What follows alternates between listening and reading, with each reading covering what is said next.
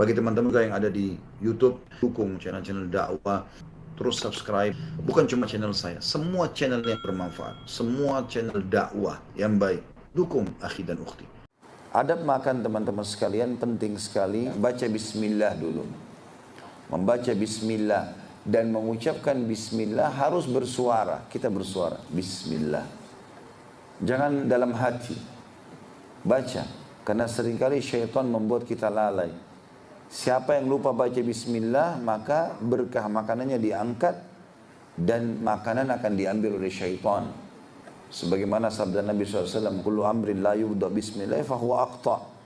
Semua perkara yang tidak dimulai dengan bismillah maka terputus dari rahmat Allah. Kalau makanan akan diangkat berkahnya.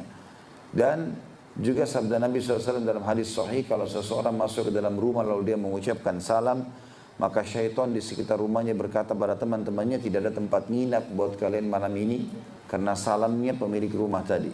Walaupun tidak ada orang. Dan kalau dia makan sambil membaca bismillah, maka syaitan berkata di sekitar rumahnya dengan teman-temannya, tidak ada makan malam buat kalian malam ini. Jadi bismillah menyelamatkan dari diambilnya makanan tersebut dari syaitan. Itu yang pertama, itu baca bismillah, adabnya. Yang kedua, menggunakan tangan kanan. Karena sabda Nabi SAW tegas masalah itu. Jangan kalian makan dan minum dengan tangan kiri, karena syaitan makan dan minum dengan tangan kiri.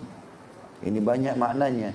Bisa saja karena kita dilarang menyerupai syaitan, itu makna zahirnya hadis, atau makna yang lain, makan dan minum dengan tangan kiri akan diambil oleh syaitan. Yang ketiga adalah makanan dan minuman harus dari sumber yang halal. Tidak boleh sama sekali dari yang haram. Karena kata Nabi SAW, akan ada orang yang memohon-mohon kepada Allah, meminta-minta, bajunya kotor, tidak punya alas kaki, miskin sekali. Lalu dia mengatakan, ya Allah berikan, ya Allah berikan. Bagaimana Allah berikan sementara makanan, minuman, pakaiannya haram. Jadi nggak bisa. Yang keempat, tidak menghembuskan nafas atau bernafas pada saat minum ataupun makan ini. Jadi usahakan pada saat kita memasukkan minuman atau makanan, kita sedang menahan nafas semenjak.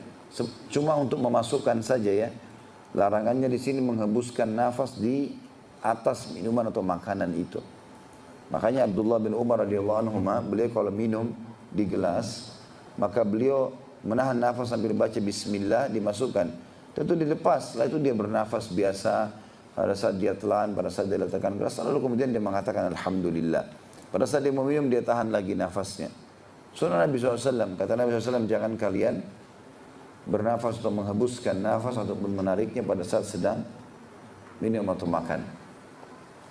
Termasuk adabnya adalah membiarkan makanan atau minuman dingin terlebih dahulu, atau bukan dingin maksudnya ya, bukan panas sekali, sudah berkurang panasnya. Orang kadang-kadang kalau makan panas maka lidahnya bisa luka, ya mungkin juga tidak maksimal dalam memakan atau menikmati rasa makanan tersebut. Nabi SAW termasuk dalam adab-adab disebutkan dalam banyak riwayat yang sahih, menganjurkan untuk ya membiarkan makanan terlebih dahulu dingin.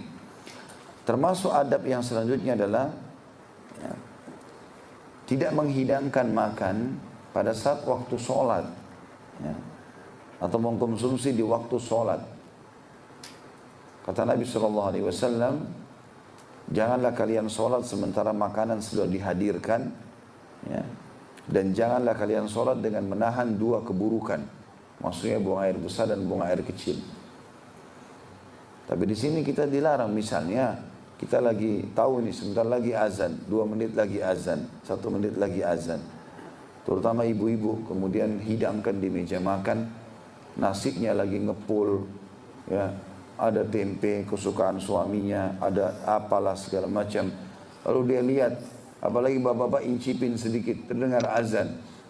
Lalu kemudian saya mau sholat dulu. Nanti sementara sholat bukan lagi khusyuk Al-Fatihah, tapi ingat ayam goreng dan tempe goreng di rumah. Bahkan ada larangan hadis ini. Ya, kalau Syekh Abu Bakar rahimahullah Al-Jazairi memasukkan dalam kategori dimakruhkan. Ya.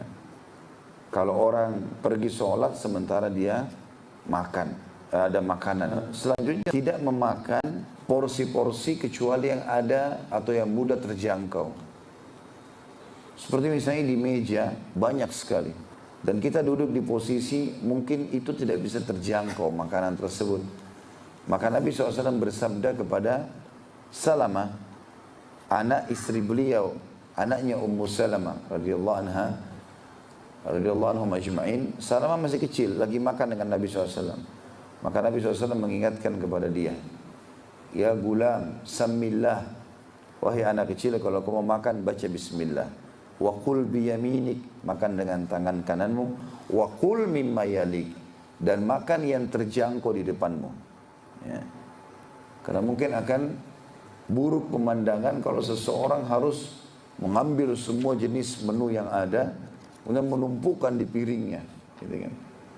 Bukan berarti orang tidak boleh mengincipi semua. Kalau dia sudah selesai makan yang terjangkau, kemudian memang mungkin di acara pesta, tempatnya berpisah-pisah, kemudian dia mau incipin lagi yang sebelah sana, itu masih dibolehkan oleh para ulama.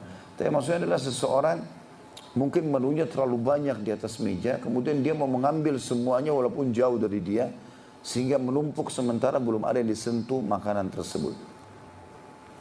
Itu yang ketujuh. Yang kedelapan, tidak boleh mubazir.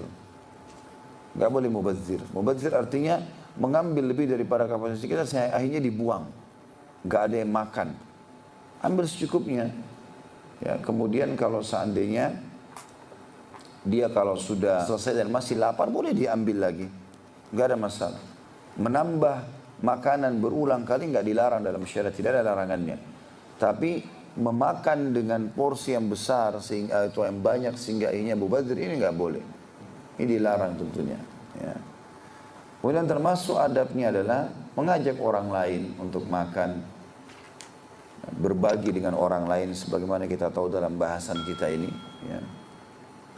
Termasuk juga dalam adab adalah memulai dengan makanan-makanan yang manis. Nabi SAW paling gemar kalau mengkonsumsi buah-buahan itu mengkonsumsi semangka dengan kurma. Mungkin ini bisa dijus juga sebenarnya. Nabi SAW sering kali makan dua buah ini dan disatukan oleh beliau. Sambil beliau bersabda, dinginnya ini, ditunjuk semangka, akan diredam dengan panasnya ini, ditunjuk kurma. Dan panasnya ini kurma akan diredam dengan dinginnya ini. Jadi berimbang di antara dua keadaan tersebut. Ya. Kita juga tahu dalam buka puasa dianjurkan untuk mengkonsumsi yang manis-manis terlebih dahulu, baru kemudian kita memakan yang lainnya. Termasuk adabnya adalah seseorang tidak makan sampai kenyang. Ya. Dan kalaupun dia sendawa, maka dia tidak boleh ya bersendawa di hadapan orang atau menghadap ke orang lain. Pernah ada sahabat begitu. Maka dia sendawa, karena kenyang sekali, maka banyak sekali sendawanya. Kata Nabi SAW, selamatkanlah kami dari sendawahmu itu. Ya. Kalau dia begitu, terus gitu kan. Orang sendawa berulang-ulang. Kadang-kadang orang tidak ada adabnya di depan orang. Mulutnya dibuka. Baunya pun apalagi habis makan jengkol bisa buat orang pingsan. Ya. Tapi enggak ada adab, maka ini harusnya dijaga adab-adab tersebut.